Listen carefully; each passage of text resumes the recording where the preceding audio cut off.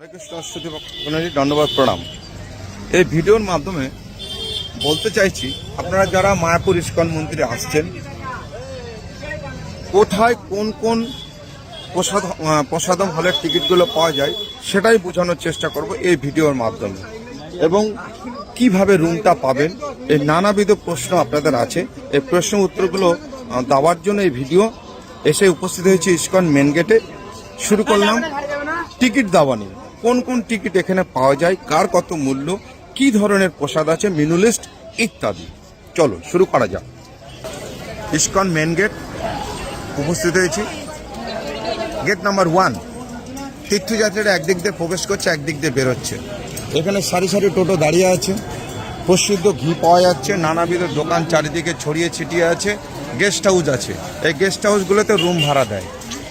নানাবিধ guest house আছে, কথা বলে নেবেন কার কত রেট, ডাইরেক্ট এসে অফিসে কথা বলতে হবে। চলুন মন্দিরের ভেতর প্রবেশ করছি। কি বিষয় হচ্ছে টিকিট।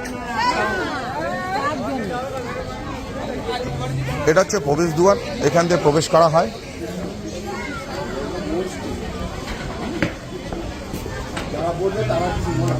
পুষ্প সমাধি মন্দির,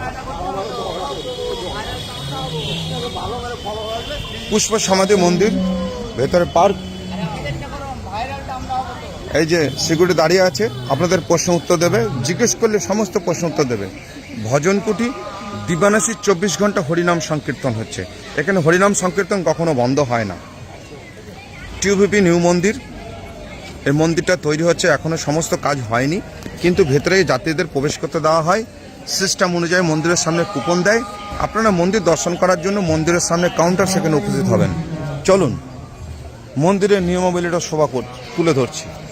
এই যে মন্দিরের নিয়মাবলী, মন্দির কখন বন্ধ হয়, কি ধরনের আরতি হয়, কি কি ভোগ হয়, কি ধরনের আপনি কিভাবে হেল্প করবেন মন্দিরকে, মন্দির আপনার আপনি পুজো দেবেন, মন্দির কিভাবে পুজোটা দেবে ভগবানের কাছে, সমস্ত বিষয় আছে।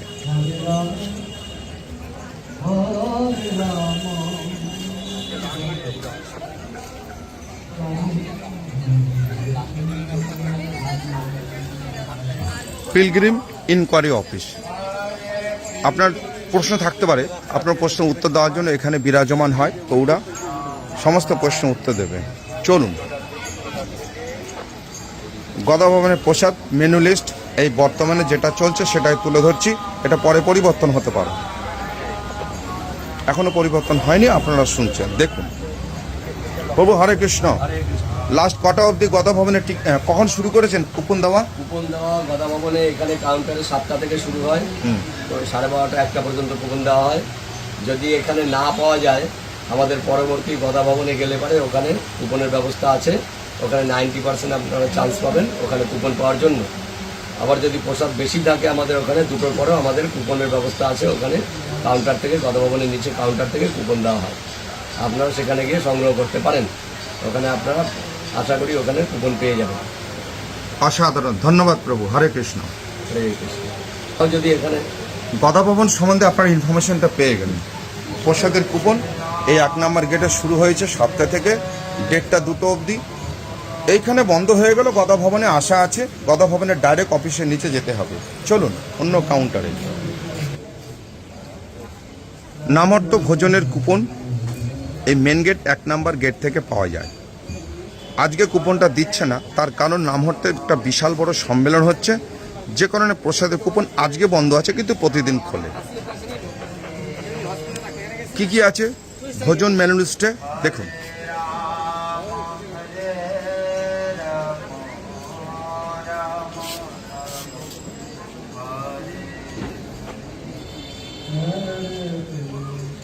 নামহট্ট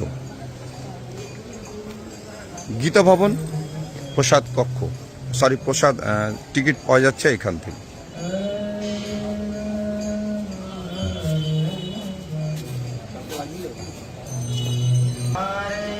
গীতা ভবনের প্রসাদের মেনু লিস্ট।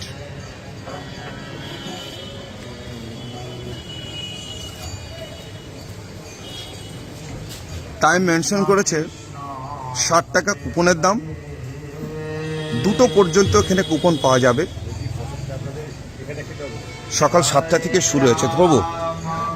দুটো পর্যন্ত দুটো পাই না, একটা পর্যন্ত কটার সময় কুপন দেওয়া শুরু করেছেন? 7টা থেকে। কটা অবধি দেবেন?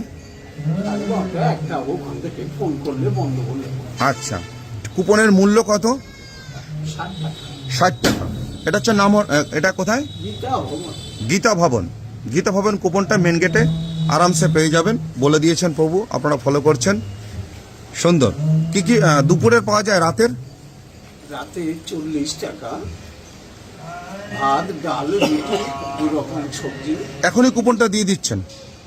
রাত্রে কুপনটা 5:30টা থেকে দেওয়া হয়। আচ্ছা, এখান থেকে পাওয়া যায়? রাতেরটা পাওয়া যাচ্ছে, দুপুরেরটা পাওয়া যাচ্ছে। অতি অসাধারণ। হরে কৃষ্ণ।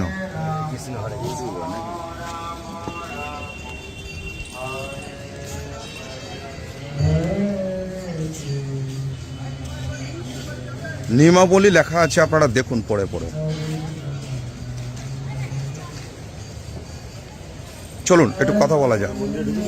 মেনু লিস্ট কি কি ভোজন আছে, কি কি ভোজন, ভোজনালয়ে কি কি ধরনের কি কি সবজি দেওয়া হচ্ছে, খাওয়া দাওয়া, সেগুলো দেখুন। সুলভ ভোজনালয়। কত করে কুপন?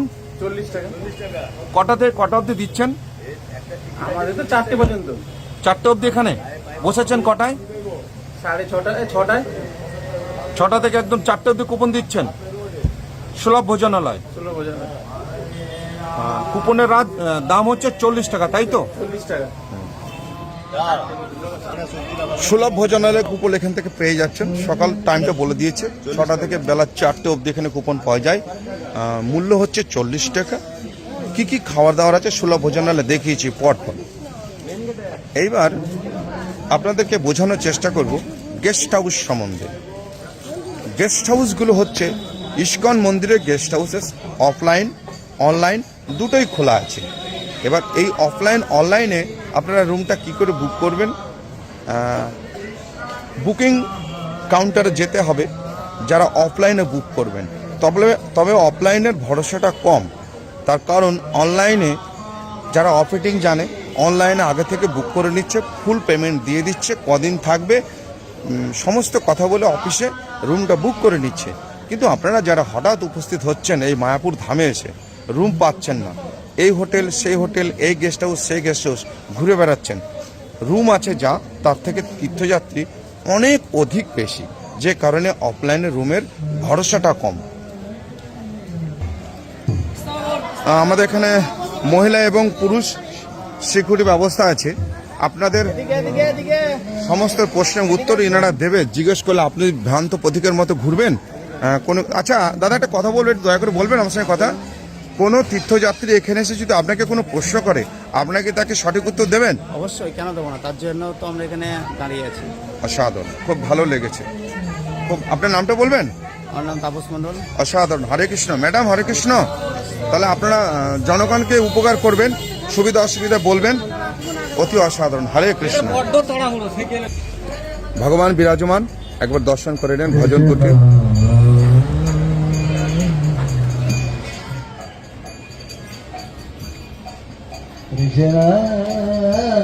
জয় হোক। 24 ঘন্টা দিবানিশি হরিনাম হচ্ছে।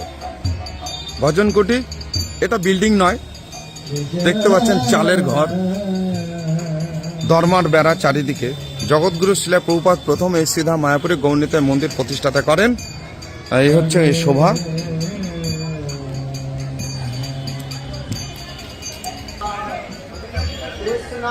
স্থানগুলোকে নিয়ন্ত্রণ করেছে, কোনটা কোন দিকে আপনারা কিভাবে যাবেন, এই সমস্ত স্থানগুলোকে নিয়ন্ত্রণ করেছে সাইনবোর্ডের মাধ্যমে।